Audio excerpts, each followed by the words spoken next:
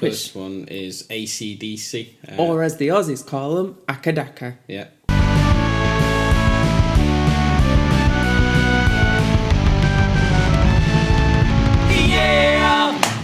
Oh, white governor! Welcome back. We have had a couple more subscribers and a couple of unsubscribers since we last recorded. We went up from 30 and now we're back at 30 again, where we belong. So do you think those new subscribers have just thought, oh, this was a massive mistake?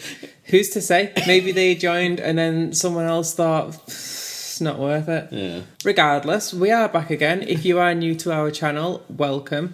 Leave a comment below and we'll even say your name next time. Will we? Celebrities like us saying the names of the peons. Yeah. Should we call our subscribers the peons? Is that a good or a bad idea? Well, they're probably thick, so they probably don't know what it means. Peons means really cool. We are back again, obviously doing another review. Before we get into the meat of it, what have you been up to? What have you been listening to over the past week or so? Cantonese pop.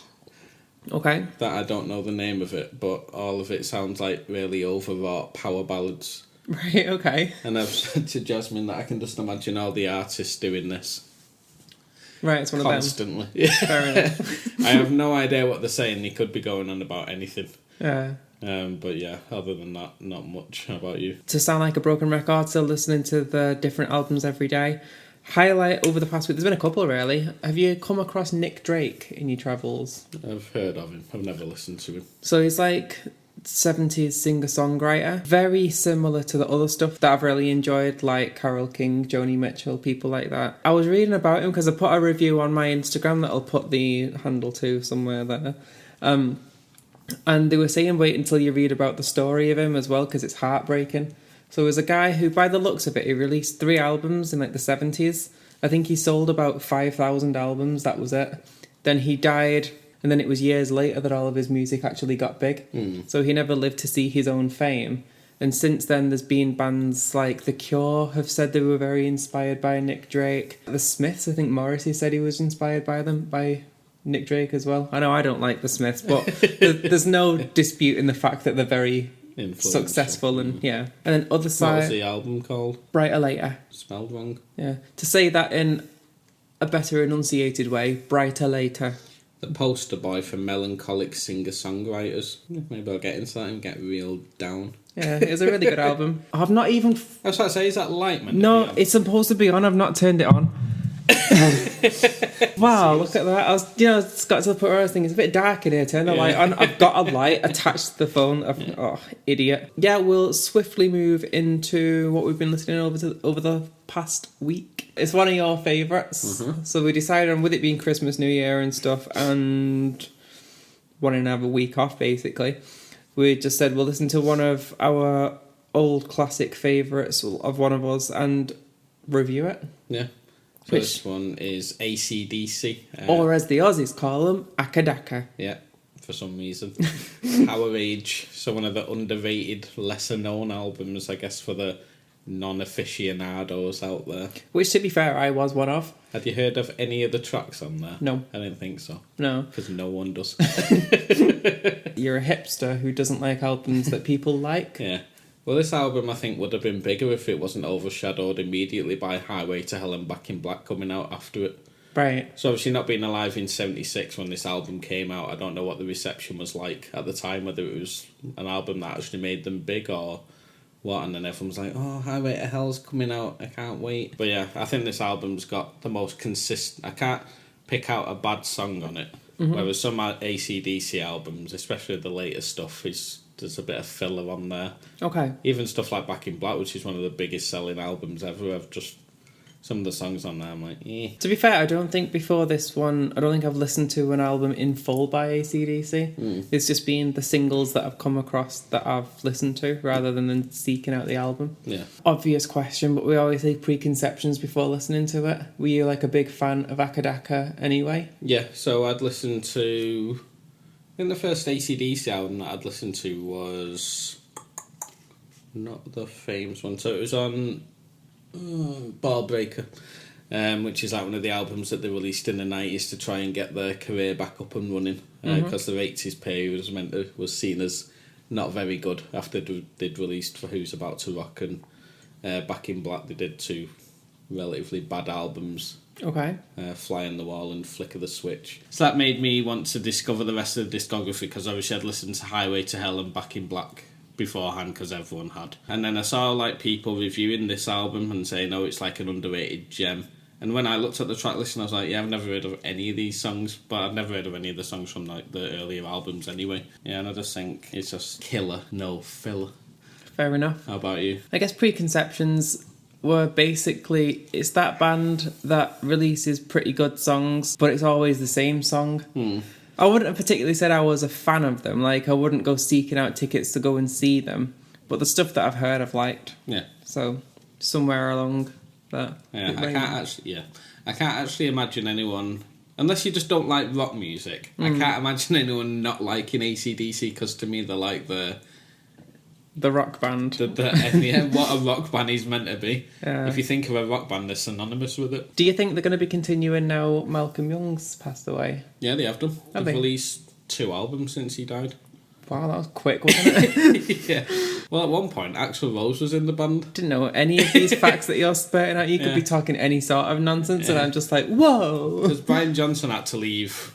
They never recorded an album with Axl Rose, but he had to leave because he had tinnitus. There was this quite recently, actually. A few years ago. Yeah, I think I do remember this now that you say it. Yeah, so they did shows with Axl Rose, and then he came back, and I'm sure they've done 2 albums. They've definitely done 2 albums, I just can't remember what the names are, and they've been okay. Rock or Bust, that's definitely one of them. Coming to the actual album itself, I know you've mentioned quite a bit already, but All Killer No Filler for you. Yeah. Any songs that stand out as better than the others? Yeah, Down Payment Blues, which is the second one. By the time I listened to that, I'd had like a good idea of what an AC/DC song was, and it was like a slower, and it wasn't like more of a bluesy song than just like straight ahead hard rock. And I love Bon Scott's vocals in it, which is another point to make, that the Bon Scott AC/DC is different to the Brian Johnson one. In what way would you say? Like more wide ranging lyrics. Okay. So Brian Johnson generally concentrates on sex, and he's the master of the single entendre. Whereas Bon Scott was more introspective sometimes with his lyrics. He did a song called Ride On, which is a sort of ballad by AC/DC, which is the only one I think in the whole discography. And it's about life on the road, and it's just amazing. Right. Like, I've never heard that one. They should have done more. It's on the album before this, called Dirty Deeds.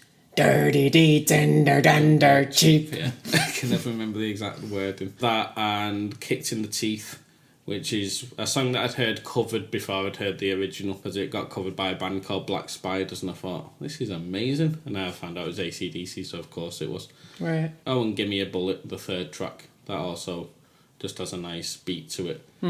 How about you? It was a strange one to listen to in that I agree every song on it is good. I think the first one stood out to me. I can't remember many of the titles. Rock and Roll Damnation. Yeah, I guess. So that was the song. That was the single off it. And AC/DC hate that song. Right. One of those songs. Well, I liked it. Yeah. I think it was a good kind of, it set your expectations for the rest of the album. You know what you're in for. Yeah.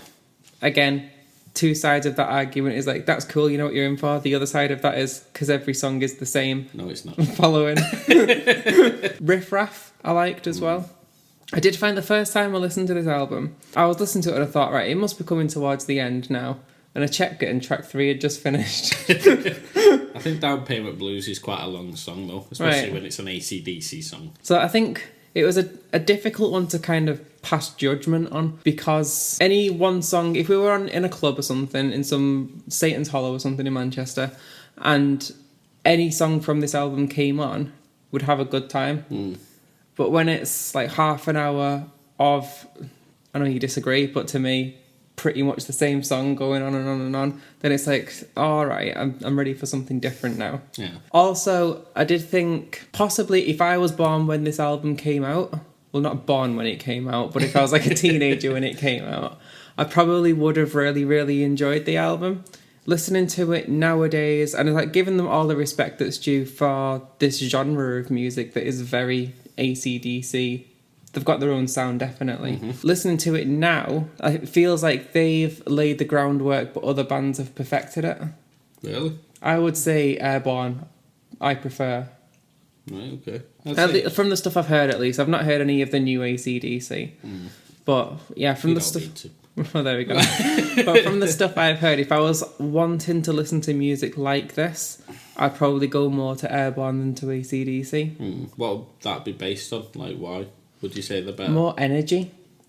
This album had plenty of... Obviously, the vocals are very unique, very gritty. The guitar playing's very gritty, kind of like thumping bass lines, that rock feeling. But if I try to explain it as like listening to this AC/DC album was like, okay, yeah, cool. Whereas listening to an Airborne album is more like, yeah! It's more punky, isn't it? Yeah, I guess it is. It's more punky, yeah. Yeah. So it's probably just more suited to my tastes. Yeah. And to be fair, I'd rather see Airborne live than AC/DC. Not just because of the ticket prices. Well, we have seen Airborne live, and that was one of the most energetic shows. Yeah, it was amazing. Any songs that you dislike on this? I'd say my least favourite one is Gone Shooting. If it wasn't on the album, I wouldn't really bother. It is a nice change of pace. It doesn't sound like a lot of the other stuff that's on there. But again, it's not my favourite song. And also they've got a song called Up to My Neck in You. It's following on from other videos. It's just... How about you? Again, nothing that I dislike. Like, any song by itself was a good song. It was more just the fatigue of listening through the album in one go.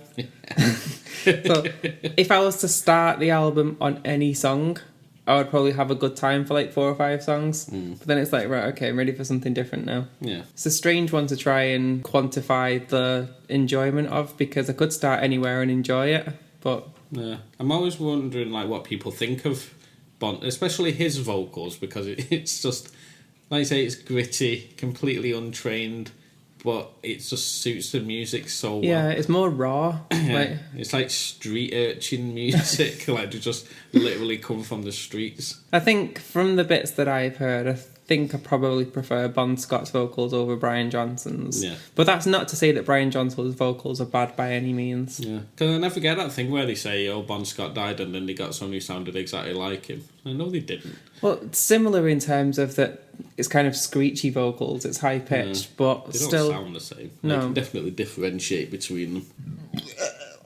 Are we up to putting a number on it? Yeah. 0 being, what a crock of shit, and 10 being, ooh, woo, I love you, senpai. Where would you put this on the scale? 3. I'd say an 8. Like, I get what you mean. Like, I don't want to listen to an AC/DC album all the way through sometimes. I just dip in and out. But if I was going to listen to an AC/DC album, it would be this one. Okay. Like I said, there is just the one track on there that I could be. It's just a bit throwaway. But the rest of it is amazing. For me, I was sitting somewhere between 4 and 5. Just because I want to think of it as... I'm not putting a number on the songs. I'm putting a number on the album itself. So... despite the fact that most songs, well, every song on there is very good, the fact that it does get a bit tiresome after a few songs does make it less enjoyable for me. There's not necessarily one where when I've come around to listening to it, I'm thinking, oh God, here we go again. But then halfway through, I would be thinking, oh, is it done yet? Yeah. So, yeah, not an album I would probably listen to in full again, but there are likely songs on it that I would enjoy and go back to. That would put us averaging 12.6. Yeah. Not 12.6, just 6. Still good. Yeah. So, music, is it good though? Yeah. Again. Yeah. And that's fine. Let's just listen to some really bad albums in a bit just to like... Well, we just did No Effects last time. Oh. So, there we go. That's brought you down. Tune in next week where we're going to be reviewing Sam Ryder, that guy from Eurovision. That one. About Spaceman. Yeah, Europe in Spaceman, or is that just the song title? the song title's Spaceman. I think the album's There's Nothing But Spaceman. Thanks for tuning in. If you liked us, click on that subscribe bit. Yeah, I agree. Subscribe. If you click on the bell, it'll tell you when we release another video, so you can be the first ones here. First one to comment, which you might be even if you comment 3 weeks after it's been uploaded. But still, see you on the flip side. Bye. Think of a bye catchphrase. A what? A bye catchphrase, like see you on the flip side. A bye catchphrase? A catchphrase that means bye. Goodbye. Oh. Bye. Fucking hell. When you say the bye catchphrase, I was like, a catchphrase for bye people? What the fuck are you on about? You're thinking too much, right?